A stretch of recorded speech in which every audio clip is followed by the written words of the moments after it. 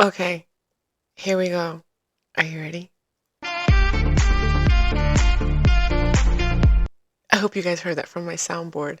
Because I'm going to be recording a message today for the Carla B Network. I changed it from Love Tribe, but honestly, sometimes I think I'm going to change it back because this world is in need of love and stop fearing love. People actually run away from real love to stay with fake stuff. I don't even know how to explain it, but I've seen it reoccurring with so many individuals. I'm honestly starting to believe that people really don't believe that good things can exist. But today, your girl is sponsored by Bible Socks. They sent me these amazing socks. Go check out the clip. I recorded a little video of an unboxing. BibleSocks.com, great company. They are putting faith into your fit. So check it out. They have a 35% off deal going on right now. And if you hurry, you might be able to snag yourself a Father's Day box. Maybe it won't make it on time for Father's Day, but you can still get that fit look with faith, okay? Anyway, so I want to talk about something that I have noticed reoccurring with so many individuals that I've been coaching this year. And what I've noticed is the lack of belief of goodness happening for them. Like the genuine lack of belief. People don't believe in it. And when you don't believe in something, you actually scare it away. I don't think people realize this because there is a scenario where you have individuals that don't believe, and then other individuals try to make them see. Let's say that that's the case, right? But then what you also don't realize is that if you are negotiating, dealing, or interacting with individuals that are hello, faith-based individuals that are heavy on not feeling ashamed in their life. They're heavy on believing that God is at the helm of everything that is oriented in their life. If they get to the point where they sense the disbelief is too great, they actually get scared away. Good individuals can't really cope with that because everything's frequency. And I think that we're starting to have problems with that. It's definitely what I would call a supernatural nature going on, because when you have a lack of belief, then the opposite, even though it may not be true, which 90% of the time and above, I notice it's not true. It's in the person's head. It's in the person's pre-lived experiences. They lived it before. It has nothing to do with the current, right? But it definitely helps to, oh, there's my dog, Lucky. Hey, Lucky. When you are going based off of pre-lived experiences or just feeling like you're not worthy of that, and I include myself in that because I've experienced that in the past, then guess what? You actually scare that away.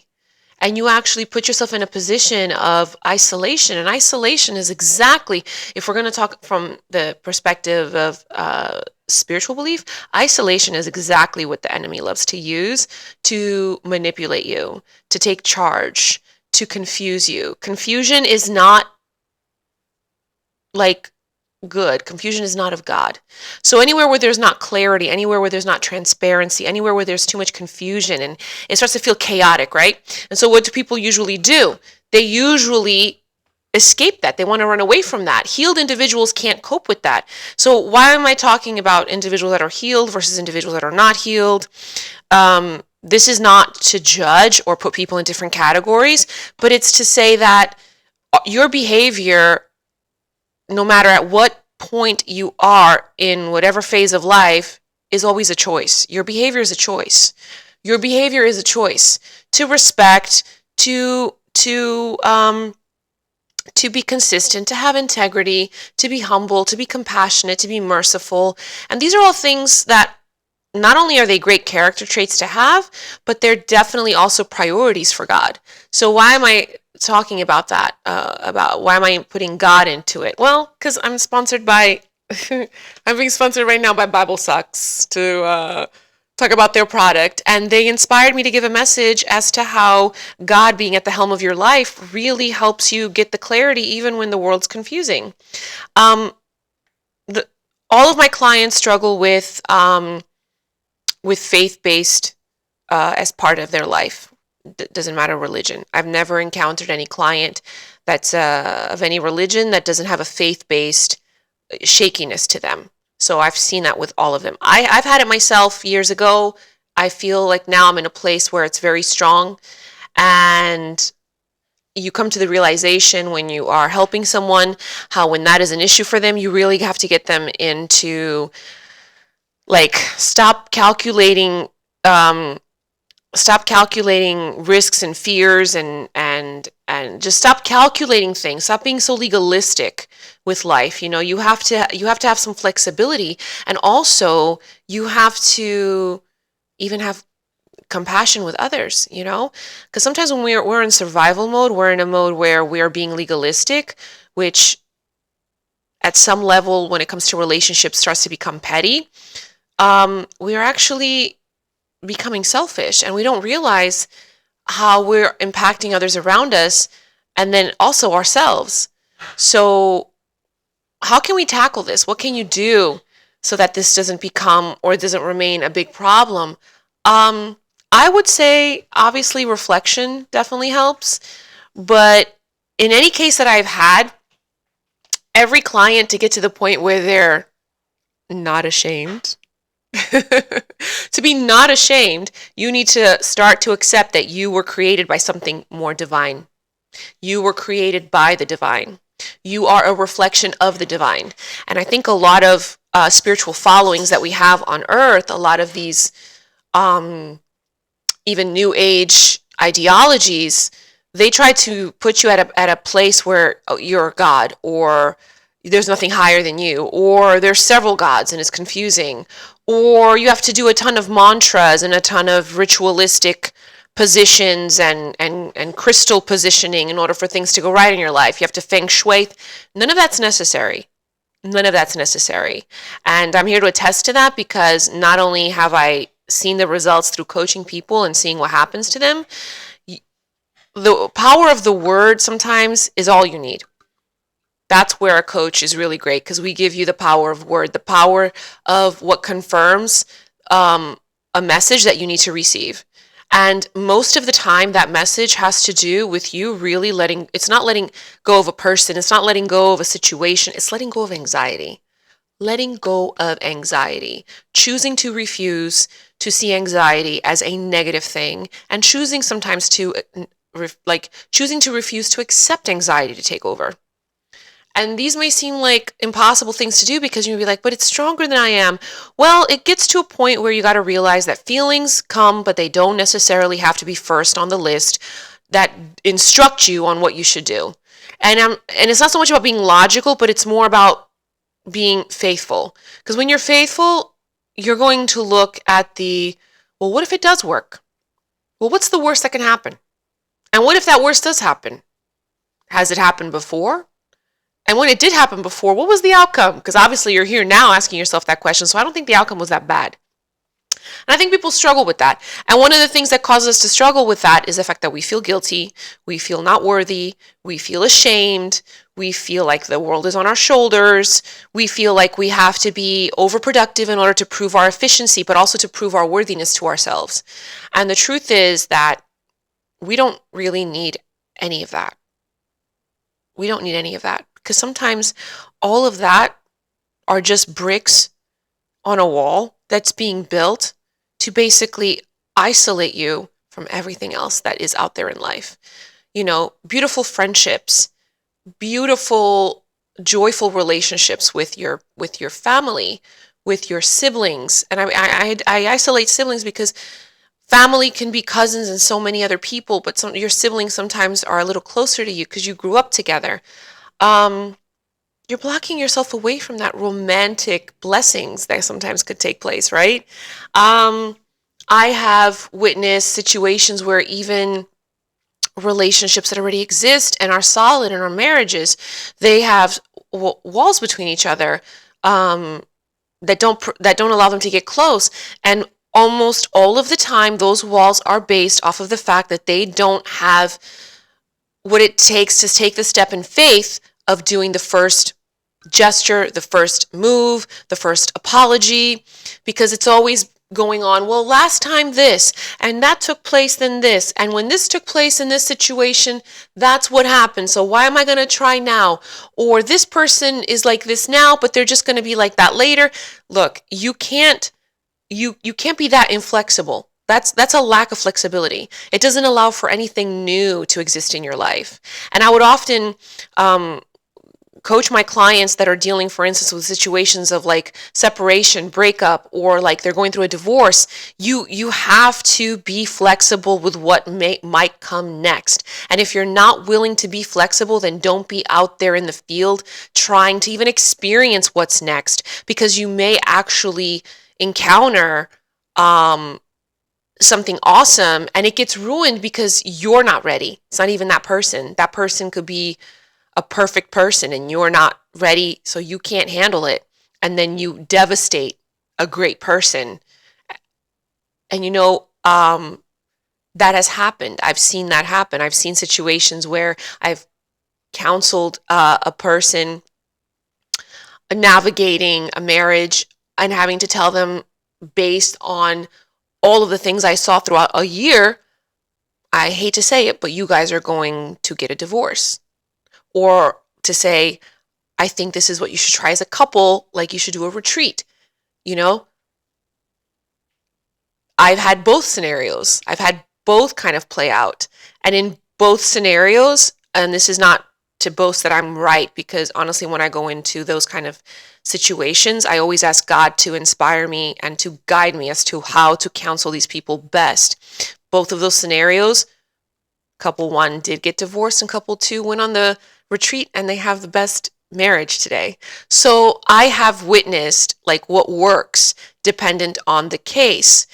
Both cases, even though they were totally different, one is a divorce and one is a retreat to, reestablish a great marriage.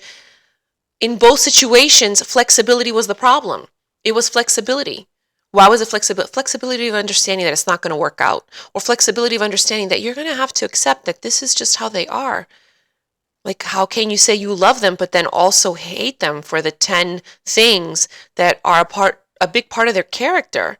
Oh, well, they should want to change. No. Of 10 things, maybe 2 of them can change, but not all 10. Aren't you a little bit inflexible? Then shouldn't you change the 10 things about yourself that aren't so great for them? Well, no, this is how they met me. So these are the things I witnessed. So I'm here to talk tonight, I think, about how flexibility is key to having wonderful relationships in your life. And yeah, we have our routines, we have our customs, we have the things that make us feel safe, because we're really looking to not feel ashamed in life. So we develop routines and paradigms that help us confirm that we don't have to be ashamed, or that help us live a life in a walk where we look like we're not ashamed. We can hide it from everybody else, but deep down in private with ourselves, we know that we're still ashamed. We're ashamed that we spoke to someone we love in such a harsh way that we were out of place and we don't even know how to fix it. We're ashamed that at one point we contemplated maybe not being alive anymore. If you come to my channel and if you've watched my previous videos, you'll know very well my testimony. I invite you to watch it. When God took my life before I took mine. We're ashamed that we thought of that. We're ashamed that we have battled with things that we haven't been able to get rid of. We've had an addiction that we've hidden from everyone and everything, but we can't seem to hide it from ourselves. And every time we try to say that it's going to work, or it's going to be different, or it's not going to be that much, I can handle this amount, for whatever reason, it just makes us more isolated. And really what we're craving is connection. So we feel ashamed. And then we feel ashamed because connection's not possible. People don't want a connection with damaged, broken people. There's different types of broken. There's people that are broken, but they clearly are trying to swim out of it. And then there's people that are broken, and no matter how much they might try to swim, you realize they're not really trying to swim. They're pretending to swim.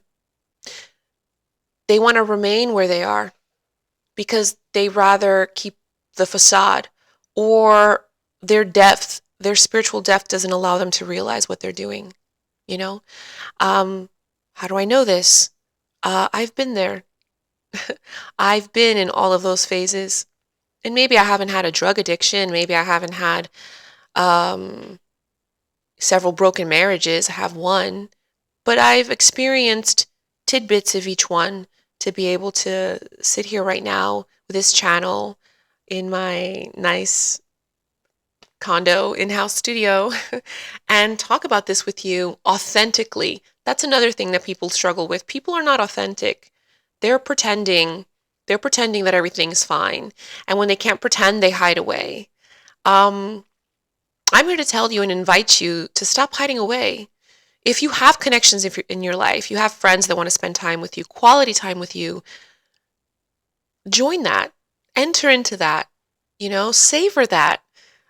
Savor the relationships with your family individually, the relationship with your mom, the relationship with your dad, with your siblings, like separately if maybe all together is emotionally too much or you want to give each person individualized time. I prefer individualized time because I think it's sweeter and you get to share a lot more together. Romantically, I don't know.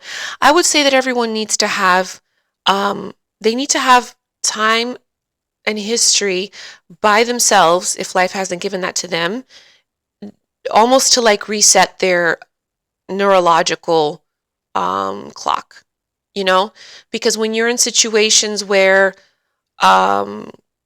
depression has reigned, anxiety, and also addictions, and also tremendous amounts of disappointment and heartbreak, you do need to have your neurological clock calibrated. And you can't calibrate that by involving yourself with another person immediately, which is what a lot of people do.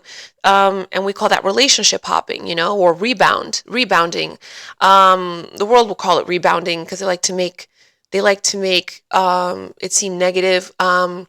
Not that it's positive, but it's not negative either. But it's really not rebounding. You're relationship hopping. You're hopping from one problem to the next. You're only trying to cover up what you just experienced by having something amazing right now. But the pain that you're going to feel later is still going to come out. And that new person that's there in that space is going to feel like you're not appreciating them. You don't really care. And it's going to affect them negatively. And it might even affect and impact your relationship. Hence why, we have all those lovely stories of Sex in the City, whereas we see, they're always relationship hopping, and we know what happened with that. A lot of episodes, a lot of seasons, and a lot of movies, and now there's even what is it? And that, I don't know, some new HBO show based off of Sex in the City. So they're still going. Why? Because relationship hopping gives for a lot of drama. It gives for a lot of toxicity. But it's even more toxic when you don't give yourself the opportunity to go through the healing process. And when I coach young teens, I kind of do start to see where the toxicity might start. I will definitely say that relationship with parents has a big to do with that. Nevertheless, I want you to understand that your behavior and your character is a choice that you make. You make that choice. You looking at the screen, you make that choice. You're choosing to be the way you are. And if it's damaging you, and if it's making you feel the complete opposite of what you wish you could feel, then why not practice complete opposite behaviors then and see what the result is? Because life is really an experiment. It's not so much set in stone. People think it's set in stone, that things are what they are. It is what it is. No, it's not. No, it's not. Life is an experiment, and you can experiment by choosing different things to become part of your pattern. We can't annihilate cycles in our life because they're just going to exist. Cycles in nature exist. You can't annihilate nature cycles. You can't annihilate cycles that have to happen in your life. Aging is a cycle. Digestion is a cycle. The way you feel about things is a cycle. How you develop a relationship is a cycle. How you do at work from beginning to end on a project is a cycle. You can't stop cycles from existing. They need to exist in order for things to happen, in order for work to exist, in order for purpose to be fulfilled. But what you can do is you can affect the patterns that are happening in the cycle by what you put in and by what you take out. You can put in and take out whatever it is you want. And I feel like so many people get stuck with just repeating the same thing because they're like not realizing the power they have to take something out and input something different in. And then they're just, it's almost like they're following a template. It's like you become a robot. And as I'm speaking, I know that some people are listening and they're like, what? I don't think so. Yes, I think so. Because what tends to happen, for instance, when you've had a bad day or you're really stressed out or you're angry from work, you probably will tell me, well, I will come home and do this, this, and that, or I will do that, whatever. At the end of your day when you come home, there's something of a routine, of a cycle. I'll grab a pint of ice cream and I'll just take a couple spoonfuls. Or I'll hit the gym and I have to do this and I have to do that. That day I just have to release my stress. It's what you're putting in. See, you're choosing what you're putting in. And eventually the goal of choosing to take something out and put something else into the pattern of your cycles of life is that you're putting in something that is extremely positive, has positive side effects, so that the next time as it starts to become your default, it gives a rate of investment that is extremely, extremely positive for you and positive for your relationships and positive for your work and positive for your health. But if we keep going off of robotic behaviors, what we've always done, well, this is how I've always handled this. I can't handle that. I want to completely ignore it. So let me just follow this. Okay, well then follow that template, right? What happens? Then, regret creeps in your mind. Regret starts to paralyze your thoughts or distracts you. And when you're distracted, you can't function as well at work. You can't perform as much as you want, even at the gym, because regret now is playing in the background loop of your subconscious.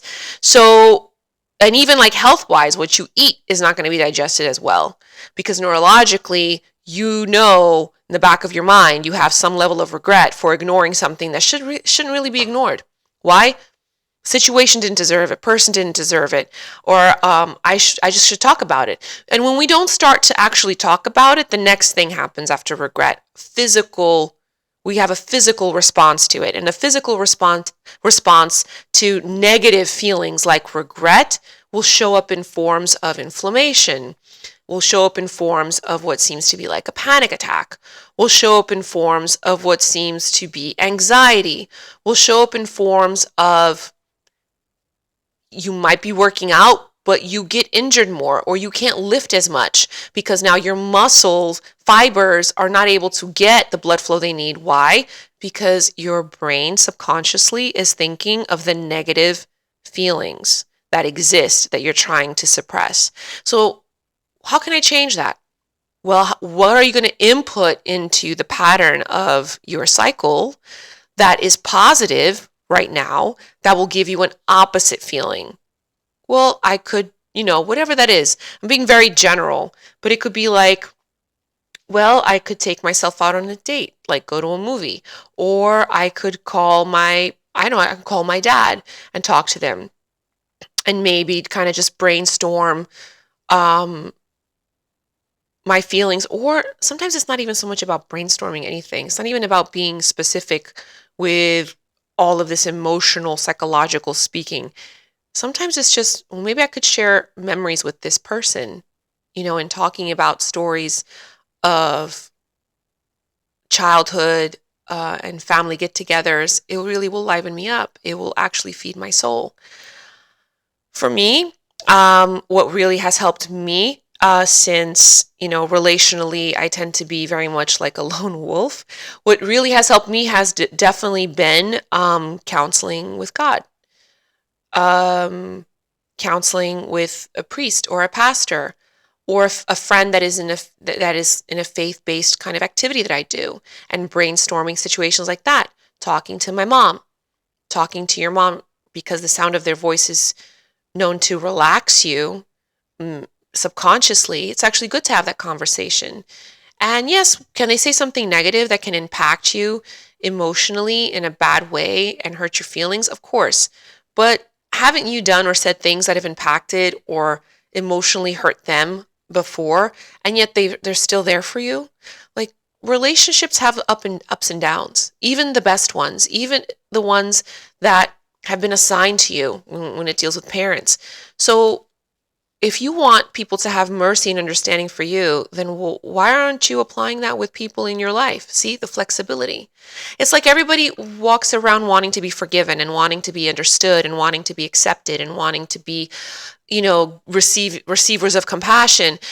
But very few people want to give that in return. Very few people do give that in return, because the 9 years of coaching, every client I've had, when I've brought this to the table to them, they actually struggle understanding how they can be the one giving that back. They feel like they're doing it, but usually the form in which they're doing it is usually always involving something that benefits them. And when you're being compassionate, merciful, and thoughtful and understanding, you're not doing that and getting something that benefits you in return immediately. You're doing that regardless if you get something in return that benefits you or not. Now, this doesn't mean be nice and let everybody step all over you. No. This means that you are sovereign over your behavior regardless of what's happening around you. So it doesn't matter if other people choose to, have a BS attitude. Please don't match that. Have the flexibility to still be you. Have the flexibility to understand that that's what they're choosing to be. That's not what I'm going to choose to be, And even individuals that are very independent and that are very, to themselves, they definitely need that. Now, what happens when you're a broken individual? Like usually that's more of an adult person. I don't find kids that are struggling with that, because the kids that are struggling with the sense of feeling like they're broken, they're still children. So you can definitely still get them to understand that whatever is breaking them right now, it can be changed. Now, there are situations where it's very devastating. Okay. So more intense therapy might be needed. A life coach can only go so far, can only help you see your life with a lens of peace and joy so that you can appreciate what is, as opposed to comparing it to what you don't have. Because the whole point is for you to enjoy your life today. The concept of being a new person means letting go of the guilt and remorse that you carry within you of how you did things before, and accepting that you're about to implement new patterns into your cycles of life, your cycles of work, your cycles of personal life, and your cycles of family life, and when you start implementing those, it may take some time. Of course it does. But it's today moving forward. It's not today looking back. I don't think people understand that. And sometimes when you're around energies that insist on always being in the past, or they're stuck with the past, or they're stuck in some form of something that has to do with the past, they can easily suck you right back into that loop of being that way. And if you're an individual that doesn't want to reciprocate negatively, you want to reciprocate positively only, right? You want to reciprocate what's positive, not what's negative. You may need to isolate yourself. You may need to have solitude as part of the equation of getting to those cycles. It's impossible to not have solitude, because even Jesus had moments of solitude away from everybody. When he spent a little bit too much time around people, there's even a passage in the Bible where he said, "How long must I stay amongst you stupid people?" Like he did. Why? Because he started to be affected or infected with their energy. There's another passage where it's depicted, I think it's in the book of Matthew. I could be mistaken because I don't have the Bible memorized by books, okay? But when Jesus went to the temple and he saw how people were using the temple grounds and what they were selling there and how they were monetizing off of things related to God. And he went there. He had seen it the first time. He had been around it enough. And he went there with the whip in hand and started lifting tables, throwing tables around, whipping tables and people, and just screaming. Why? I believe it's because that energy around him really got him angry. Yes, they were wrong. Yes. But also being around that will rile you up in a negative way.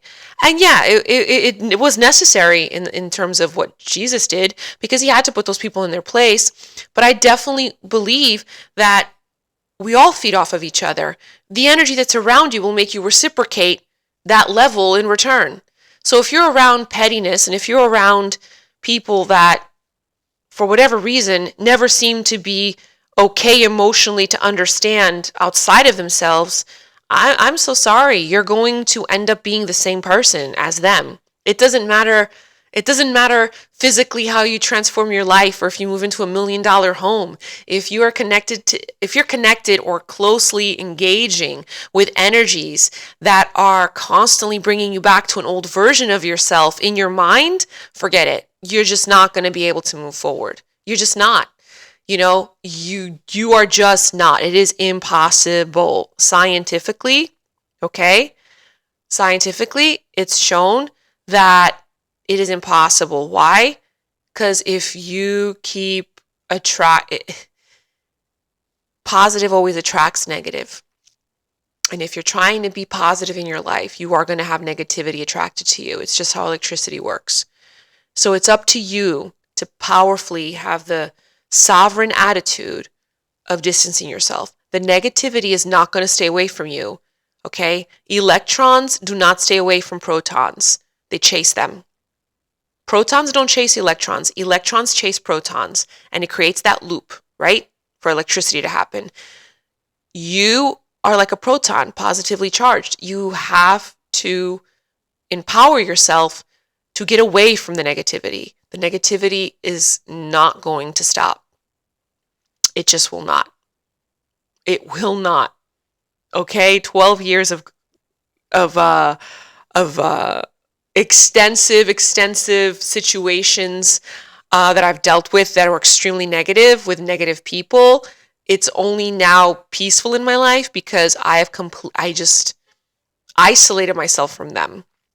Excuse myself from them. Do not want, like, you have to, and that's why I'm here. That's why I'm here tonight recording this message for you. And then I'll use these tidbits that I've developed, that I write about, and then, I'll go when I have a session this week with a client or the two. That's what I'll coach them. I'll coach them off of the tidbits that I've been enlightened with this week, or last year, or 3 years ago. There's always an experience that you have that can help somebody else, like, become a better person. And in order for that to work, that is where life coaching is unique as a form of therapy, because the individual doing that has to be authentic. You have to be authentic to share the reality that happened and what took place after, because people need examples. People need testimonies in order to believe that it's possible. So I will say that I've had those experiences, and even today, I have yet to see that happen wrong. I don't believe that it's me and my wisdom that helps individuals. It's definitely God works through me to give me the action plan the person needs when it's happening. But I will tell you this. In order for a person to have wisdom, they have to be willing to have their heart broken. That is the truth. You have to be willing to have your heart broken, or be okay with it. I used to not comprehend, like, why it was happening. Why is it taking place? I'm such a great person. I've helped so many people. Why am I still getting my heart broken at the lovely age of 44, for instance? When God wants to make you wise or give you a little bit more wisdom, sometimes that's the price. That's the truth. That is the 100% truth. What you do after that is up to you. So for me, I will say that I choose to stay in peace. I choose to stay in peace. And I definitely choose to look at it as I don't think people understand what they're doing. I don't think they know what they're doing. I don't think anybody knows what they're doing. Even myself, I might comprehend a little bit more, maybe, but even myself, I don't think I fully understand until I'm in it and I'm seeing it for what it is. So I'm reminded again, the most valuable feature or characteristic you can have in your life that can definitely help you succeed in any arena is flexibility. However, I will say this, flexibility doesn't mean that you allow yourself to be humiliated. In moments and times where humiliation is taking place, that's where you have to tighten up your flexibility and really stand up for yourself. And I'm talking about extreme humiliation. I'm not just talking about minor things because everyone, you know, isn't always acting at their best or behaving at their best. So there has to be some flexibility there. When the humiliation is to the point where it's disrespectful, I'm sorry. Please don't take disrespect of any form and of any level in any arena of your life. And it's not so much about showing other people the door or quitting a job. It's more about you basically showing your spirit how you value yourself. If you value yourself, please don't accept and don't be in situations that make you feel disrespected. It's best to walk away. Why? Because you don't want to end up having to tell yourself to not feel ashamed because you stayed in something that just wasn't singing to you anymore. Anyway, I hope this message was good for someone. Let me know. Post it in the comments. I love you so much. Take care, and don't forget, subscribe to my channel.